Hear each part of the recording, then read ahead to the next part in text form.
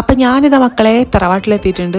സുഡിയോയിൽ, കൂനംതായ് സുഡിയോയിലായിട്ട് എത്തിയിട്ടുള്ളത്. കഴിഞ്ഞ പ്രാവശ്യം ദേക്ക് ബർത്ത്ഡേക്ക് ഗിഫ്റ്റ് മേടിക്കാൻ വേണ്ടി വന്നപ്പോൾ ഈ വൈറ്റ് ടോപ്പിൻ്റെ കണ്ണിൽ പെട്ടതാണ്. 300 രൂപയേ ഉള്ളൂ കേട്ടോ. സാമ്പത്തികമായി കുറച്ച് ഞെരുക്കത്തിലായ കാരണം അന്ന് എനിക്ക് വാങ്ങാൻ പറ്റിയില്ല. പക്ഷേ ഞാൻ പൈസ കൂട്ടി വെച്ച് ഇപ്പോൾ വന്നു 1000 രൂപ കൂട്ടി വെച്ചിട്ടുണ്ടായിരുന്നു. അപ്പോൾ എനിക്ക് കുറച്ച് സാധനങ്ങൾ മേടിക്കാമെന്ന് വെച്ചു. ഒരു ഷൂ എന്തായാലും വേണം, പ്ലസ് ഒരു ടോപ്പും വേണമെന്നുണ്ടായിരുന്നു.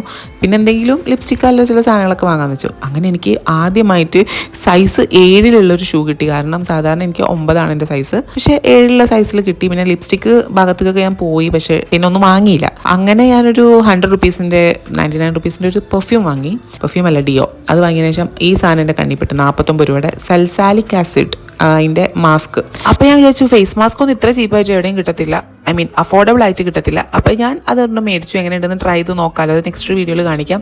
1000 രൂപ ബജറ്റിട്ട് എനിക്ക് വെറും 856 രൂപയായിട്ടുള്ളൂ. ബാക്കി പൈസ ഞാൻ സേവ് ചെയ്ത് വെച്ചിട്ടുണ്ട് അടുത്ത തവണത്തേക്ക് വാങ്ങാൻ വേണ്ടിയിട്ട്. അടുത്ത തവണത്തേക്ക് നോട്ട് ഇട്ടിട്ടുള്ള ഇവളെ കേട്ടോ.